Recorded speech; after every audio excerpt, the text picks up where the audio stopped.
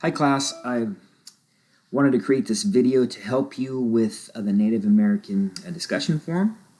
So what I'm going to be doing here is discussing 5 common elements that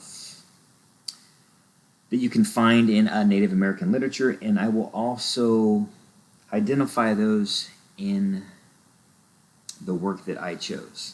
So I chose to focus on the Yokut tribe, which means you can't. That is now off limits. And I thought it was cool because they're close to us, right, in the San Joaquin Valley. And my work that I chose to focus on was the California creation story. All right. So the first element is that these stories, right, were recorded in pictographs or symbols, right? So symbols that conveyed ideas. I found this on the internet, and this is a depiction of that California creation story.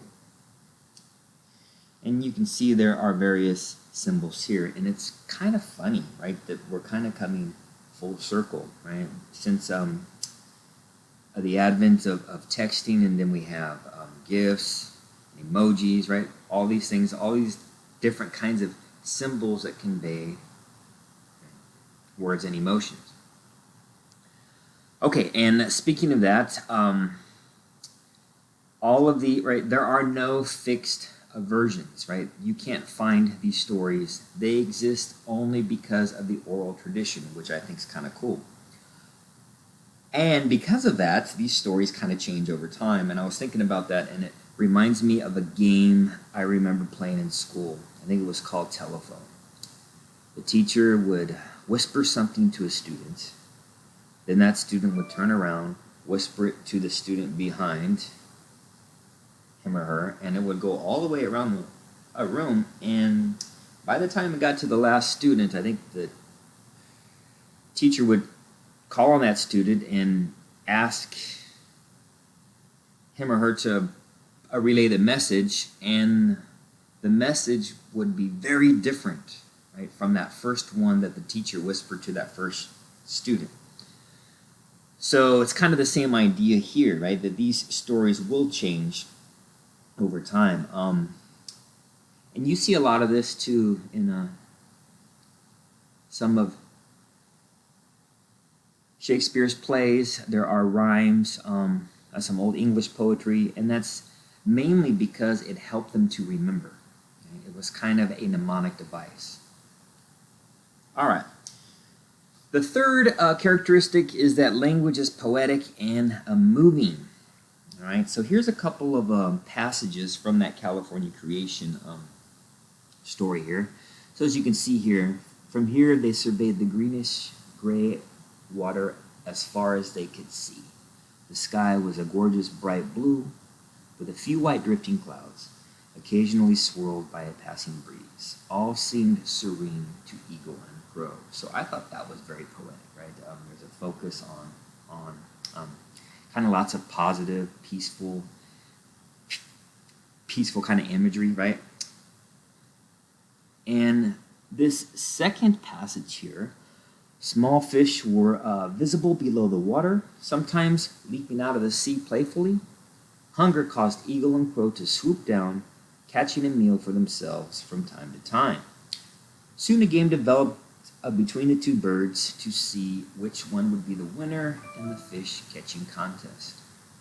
And upon their return to the stump, however, they always shared that reward. So in a way, I thought it was kind of moving, right? It kind of focused, even though there was this sense of competition, right, between the crow and the eagle, that at the end of the day, they still shared and were friends. All right. And another element is, or another characteristic is that there is a lot of focus on nature, right? Lots of interaction with the natural world, and we saw that with the last passage that I showed. So here's some more examples. I like this here. In retelling this creation story, Yokut tribal historians always claim that the eagle's half became the mighty Sierra Nevada mountains, and the Crow's half became known as the Coast Mountain Range. So in this story, Eagle and Crow, right? Basically, the world is nothing but water, right? So they kind of work with this duck, right? And as the water recedes, there is a mud available, and that's how they make the land. But as you can see, though, there is this dependence on nature. So you see that, definitely. Let's see. It could also, so the last traits, the last characteristic is that it's related to tribal knowledge, customs, and rituals. So in that California creation story, right, as I was doing some research, some of the customs of the Yokut tribe was that they had a lot of tribes, right, but they didn't really have one, I guess you could say, ruler, right? So there was a sense of autonomy, a sense of individualism, yet they all kind of worked together. And I think you saw that with the example of the crow and the eagle, right? Each wanted to do well, right? There was that sense of competition, but at the end of the day, they all came together. So that's one example there. Okay, and the last trait, or the last characteristic, is the element of the trickster, right? You might see a lot of the coyote, right? So this behavior, this symbol, right, that's kind of playing jokes. I didn't necessarily see that in my California creation story, but you might in your work. So other than that, now we'll take a look at the actual assignment. Okay, so I'm on the actual page where the discussion is, and I link you to the list where you get to choose your tribe.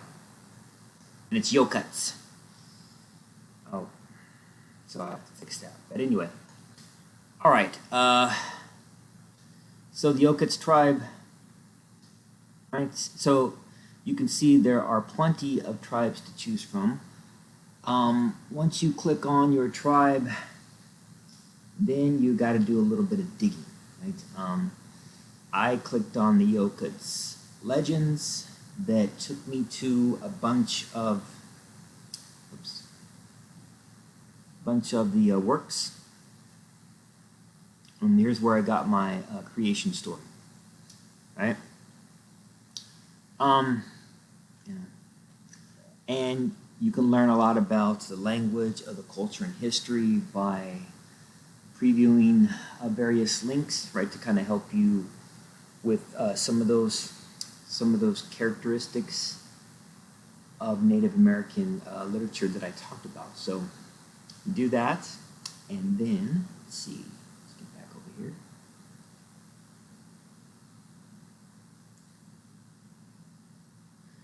And you post, and I basically posted. It was kind of like a summation of the PowerPoint. I begin by naming the tribe and the work that I chose, summarize it briefly, and talk about my two characteristics. And that's basically it. I hope this helps.